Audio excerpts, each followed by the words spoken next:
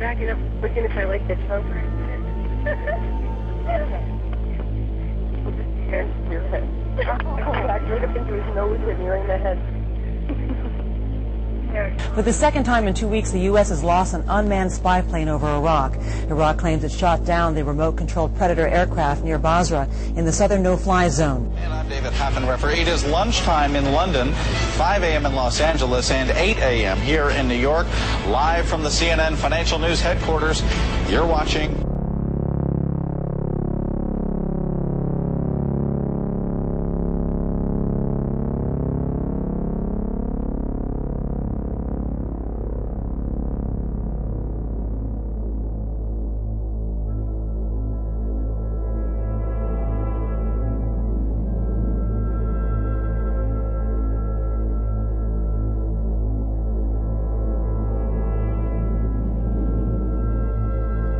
According to the NTSB records, Flight 11 leaves Logan Airport at 8 a.m. with 92 people on board, but they only seem to have 86 names according to CNN, who later published the only passenger list.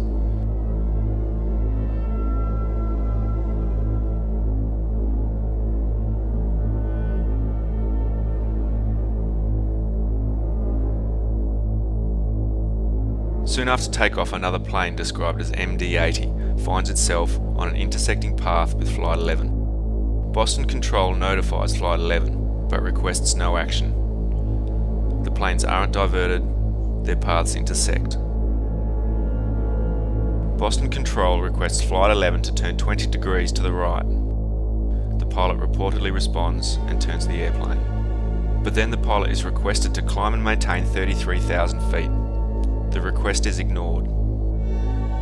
American 11 makes no more contact with the ground. What happens to MD-80 isn't known. Flight 175 takes off with 65 passengers, who only seem to have 56 names. At 8:21, Flight 11 turns off its transponder. This effectively makes it invisible to normal air traffic systems. According to the NTSB, it was tracked in the same spot but 2,000 feet higher using primary radar. But I can only find one instance where NEEDS was able to find it with primary radar, and it wasn't for a long time yet. Primary radar shows a much smaller faint dash instead of a large dot. No one could be certain if this is Flight 11, as primary radar gives no identification codes. It also yields much less accurate location and altitude readings. At this time, Flight 93 is on the runway at Newark Airport. It is awaiting takeoff. It has been ready and waiting since 8 o'clock, but for some reason it is held on the runway for 42 minutes. It is supposed to be carrying 44 passengers, but they only seem to have 33 names. Flight 11 now performs an impressively tight 80-degree turn. Mohammed Attar's voice is heard on the comms. It is assumed to be coming from Flight 11, but of course with no transponder code, nobody can be certain. We have some planes, just stay quiet and we'll be okay. We're returning to the airport. But the move, please. We're going back to the airport. Flight 11 descends to 29,000 feet in a matter of 30 seconds, supposedly to get back to its original altitude. But this is a big logic problem for the official story. It confirms that the plane was at 31,000 feet, which is a problem. It is also a very strange move for a genuine hijacking, and it brings up the question: how did it climb to 31,000 feet in 1 second just minutes before? John Hartling radios Flight 175. And I told him, I said, I want you to look at your 1, 2 o'clock and look at about 29,000 feet. Tell me if you see an American 767. And he came back. He said, yeah, I see him out there. He's southbound, and he's about that altitude, 29,000 feet. Well, I turned United. I said, United 175, turn 30 degrees to the right. I want to make sure I keep you away from this aircraft. And I saw that it was the FAA line that was blinking. So I knew at that point, this really is a call from the FAA. And I picked up the line and identified myself to the Boston Center controller. And he said, he was very, he was kind of stumbling a bit. You could tell he was very concerned. All right, Boston Center Team U, we have a problem here. We have a hijacked aircraft headed towards New York, and we need someone to scramble some F-16s or something up there to help us out. Is this real world or exercise? No, this is not an exercise manifest. At 8:42, Flight 93 takes off from Newark Airport. SDMCC, scramble Otis. Copy, same mission. Pilots Duff and Nasty are put on battle stations, but they don't get the orders to fly because no one seems to know where to send them. MCC, I don't know where I'm scrambling these guys to. I need a direction. United 175 now comes up on my frequency, and now I am tracking him. And his very first words are, "We heard the threatening transmissions from American 11. At 8:45, Sergeant Joe McCain locates a fast-moving target 20 miles north of Manhattan. He tells Colin Scoggins at Boston where it is. From Boston, Scoggins finds another target and believes that is Flight 11. How he can differentiate between the two unidentified aircraft is unclear, especially from Boston. However, within a minute their target has disappeared. Why they don't start retracking the first target is unclear, and it's never mentioned again. At 8:46, the North Tower explodes. Hi, check. Coming up on the orange door. Geolocation. I got it, decoy. Sir? Last known position that we got out of this guy was right there at the Z point. He's heading 190 at 29,000 feet. He's heading down. At 8:47, without any further communication, Flight 175 changes its transponder code twice.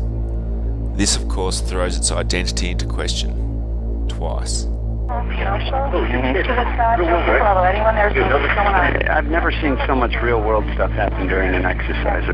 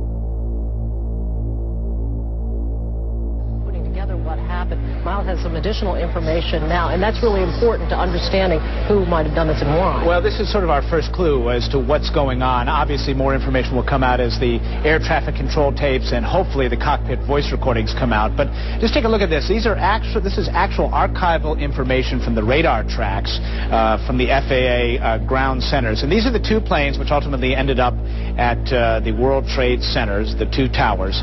Both of them left Boston within 15 minutes of each other. Both were headed to Los Angeles, perhaps no coincidence, heavily laden with fuel. Both of them made extreme and noticeable deviations and were heading in the wrong direction for 30, perhaps 40 minutes, thus clearly giving air traffic controllers quite a bit of attention. There must have been some communication back and forth. It's unclear now. This is certainly something the air traffic control folks would